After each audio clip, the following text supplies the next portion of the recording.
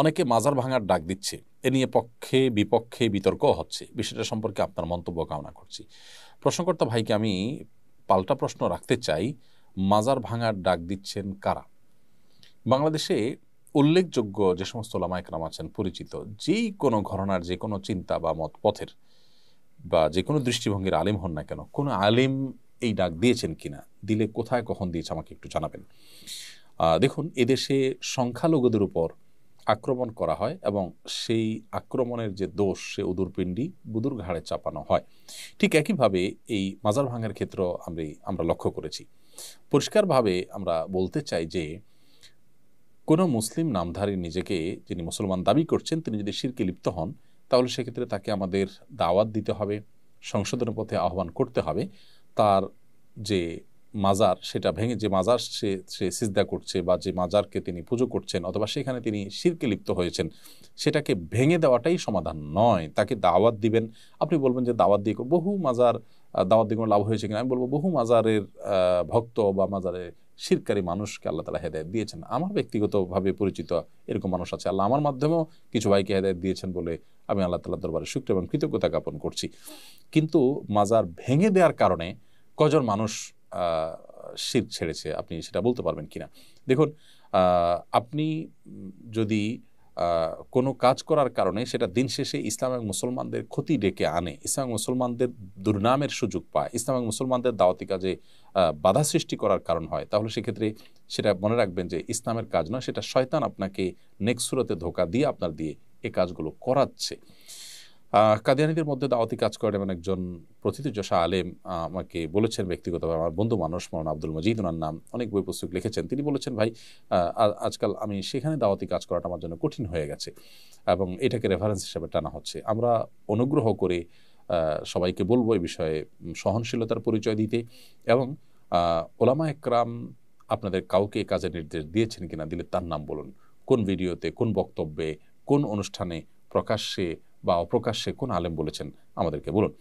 এই যে রবিউল আউয়াল আসছে, 12 রবিউল আউয়াল, সে উপলক্ষে আমরা বলবো সবাইকে সর্বোচ্চ সতর্ক থাকবার জন্য, যাতে কোনোভাবে 12 রবিউল আউয়াল উপলক্ষে যে আনুষ্ঠানিকতা হয়ে থাকে, আমাদের অনেক ভাইয়েরা যে সমস্ত জশ্নে জুলুস ইত্যাদি করে থাকেন, সেখানে কোনো মানুষ যেন আক্রমণ করার চেষ্টায় লিপ্ত না হন। আমরা অনুগ্রহ করে সবাইকে সর্বোচ্চ সহনশীল থাকার কথা বলবো। যেহেতু মাজার ভাঙার প্রশ্ন আসছে, সেজন্য কয়েকদিনের মধ্যেই যেহেতু রবিউল আউয়াল শুরু হচ্ছে, 12 রবিউল আউয়াল শুরু হচ্ছে, সেজন্য সে বিষয়ে আমরা সবাইকে উদাত্ত আহ্বান করছি সর্বোচ্চ সহনশীলতার পরিচয় দিতে। মনে রাখবেন, এগুলো কোনো অবস্থাতে একজন দায়িত্বশীল মুসলিমের কাজ নয়।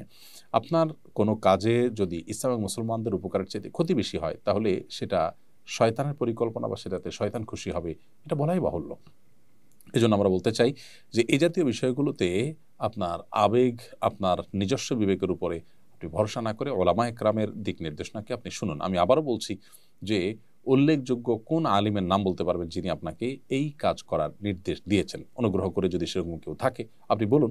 আমার জানা মতো এরকম কেউ নেই। আল্লাহ তাআলা আমাদেরকে হেদায়েত দান করুন। আশিক রাসূল আপনি লিখেছেন এডি থেকে, আমি লাইট অ্যান্ড সাউন্ডের কাজ করি, এজন্য আমাকে বিভিন্ন নাচ গানের প্রোগ্রামে লাইট চালাতে হয়, আমার চাকরি জায়েজ হবে? ভাই, অবশ্যই আপনার চাকরি জায়েজ হবে না, কারণ সেখানে নাচ গান হারাম যে কাজগুলো হয়, আপনি সেখানে লাইটিংয়ের কাজ করে মূলত একটা গুনাহের কাজের সহযোগী হচ্ছেন, যেটা একজন মুসলমান হতে পারে না। আল্লাহ বলেছেন, ওয়ালা তাআওয়ানু আলাল ইসমি ওয়াল উদওয়ান, তোমরা পাপ এবং সীমা লঙ্ঘনের কাজে একে অন্যের সহযোগী হইও না। সেই জায়গা থেকে আপনার জন্য এটা করা জায়েজ হবে না। আনোয়ারুল আমিন আপনি লিখেছেন, দোকান বা বাসা ভাড়া সরকারি রেটের বেশি ভাড়া নেওয়া বা দেওয়া জায়েজ হবে কিনা?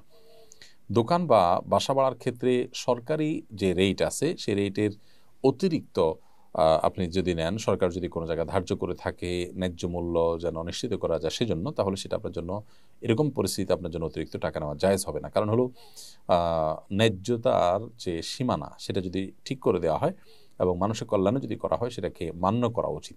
এবং সেটাকে অমান্য করার মানে হলো যে আপনি অনৈতিকভাবে বা অন্যায়ভাবে মানুষের কাছ থেকে অর্থ উপার্জন করতে চাচ্ছেন, এই জন্য এটা জায়েজ হবে না, এটা অনুচিত হবে। বিশেষ করে ন্যায্য ভাড়ার অতিরিক্ত যদি আপনি নেন, সেটা অনৈতিক হবে।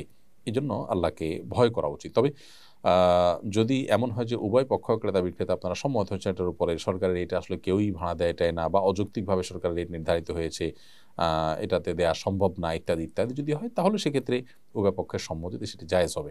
আর যদি সরকার যেটা নির্ধারণ করেছে সেটা আসলে অযৌক্তিক নয়, তাহলে সেক্ষেত্রে সেটা মান্য করা উচিত। বিশেষ করে জমি কেনা বেচার ক্ষেত্রে আমরা জানি সরকারি যে রেট আছে সেটা আসলে কোনো যৌক্তিক রেট নয়। বিশেষ করে শহরাঞ্চলে জমির যে সরকারি রেট আছে অনেক কম। কোথাও হয়তো একসময় ইয়ে ছিল, পুকুর ছিল বা গর্ত ছিল, সেই হিসাবে সরকারি রেট সেখানে নির্ধারিত হয়েছে। এখন সেটা খুব ভরাট জায়গা, সুন্দর দামি জায়গা, সেটা বহুগুণ বেশি এখন বিক্রি হচ্ছে। এখন কেউ সরকারি দামে কিনতে বা বিক্রি করতে বাধ্য নয়। এরপর প্রশ্ন হলো, বর্তমান পরিস্থিতিতে অনেকে আইন হাতে তুলে নিচ্ছে, যাদের ব্যাপারে মানুষ সংঘবদ্ধ হয়ে আঘাত করছে তারা জালিম, তবু আহ, তারা আইন নিজের হাতে তুলে নেওয়া সংগত হচ্ছে কিনা। কেউ যদি অন্যায় করেও তারপর আইন হাতে তোলা জায়েজ নেই, কারণ এর মধ্য দিয়ে একটা সমাজ বিশৃঙ্খল হয়, এর মধ্য দিয়ে অনেক অন্যায়ের পথ সুগম হয়। আপনি যাকে অন্যায়কারী হিসাবে তার ব্যাপারে শাস্তি দেওয়ার কাজটা করতে যাচ্ছেন, এটা যদি আরেকজনও করে, তাহলে সেক্ষেত্রে ঠুনকো অজুহাতে একজন আরেকজনের শত্রুতা উদ্ধার করা শুরু করবে, সমাজে একটা বাজে দৃষ্টান্ত তৈরি হবে এবং একটা অস্থিতিশীল পরিস্থিতি আসবে। নবী করিম সাল্লাল্লাহু আলাইহি সাল্লাম বিচার করতেন, বিচারের আলোকে শাস্তি কার্যকর হতো। কোরআনের যে বিধান আছে সেই বিধানের আলোকে সাহাবীরা যার যার মধ্যে করে শাস্তি কার্যকর করতেন না। পরে নবী সাল্লাল্লাহু আলাইহি সাল্লামের কাছে আনা হতো, তিনি বিচার করতেন। পরবর্তীতে সাহাবীরা যখন খেলাফতের দায়িত্ব পেয়েছেন, তারা বিচার করতেন, তার আলোকে বিচার করা হতো। তো বিচার, প্রত্যেকটা ব্যক্তি যদি বিচার ভার নিজের হাতে তুলে নেন, তাহলে সেক্ষেত্রে সমাজ বিশৃঙ্খল হবে, যেটা ইসলাম সমর্থন করেন এবং আমাদের জন্য একটা সুন্দর আবাসভূমির পথে যেটা সবচেয়ে বড় অন্তরায়গুলোর একটি। বিধায় কোনো যুক্তিতেই আইন নিজের হাতে তুলে নেওয়া আমাদের জন্য জায়েজ হবে না।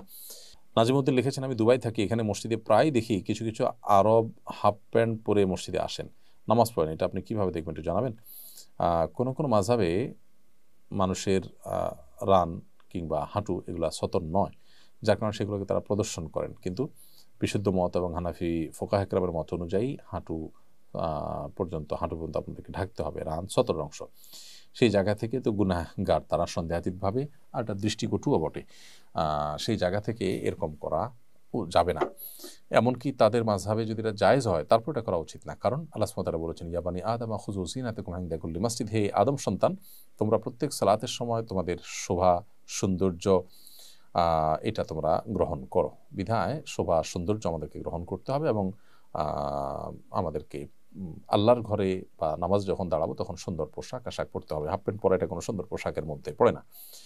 কোনো সমাজেই অফিসে, আদালতে, মিটিংয়ে, সিটিংয়ে এটা সাধারণত অ্যালাউড হয় না। এমডি আরিয়ান আরিফ আপনি লিখেছেন, আমি প্রায় সময় হাফ হাতা জামা গায়ে দিয়ে নামাজ পড়ি, এতে আমার নামাজ হবে কিনা। হাফ হাতা জামা গায়ে দিয়ে নামাজ পড়লে নামাজ তো হয়ে যাবে, কিন্তু সাধারণত কোনো সম্ভ্রান্ত মজলিসে, মিটিংয়ে বা ভালো কোনো জায়গায় আমরা এটা পরে যাই না।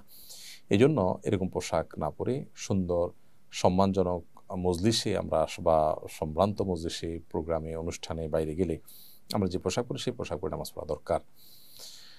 কারণ আল্লাহ তাআলা বলেছেন, খুযু যিনাতাকুম ইনদা কুল্লি মাসজিদ, তোমরা প্রত্যেক নামাজের সময় সুন্দর পোশাক পরিধান করো। বিধায় সুন্দর এবং সম্ভ্রান্ত পোশাক আমাদের পরে সালাতে করা উচিত। অনেকে লুঙ্গি গেঞ্জি পরে নামাজ শুরু করে দেন, যেটা পরে তিনি কোথাও যাবেন না, সেটা আল্লাহর দরবারে তিনি দাঁড়িয়ে যান। এটা আল্লাহর দরবারে দাঁড়ানোর যে শান মান সেটার পরিপন্থী। তবে এই অবস্থায় নামাজ পড়লে যাতে সতর যদি ঢাকা থাকে, এগুলো পাক থাকে যদি, তাহলে নামাজ হয়ে যাওয়া এক জিনিস, আর ভালোভাবে যেতে হতে হওয়া আরেক জিনিস।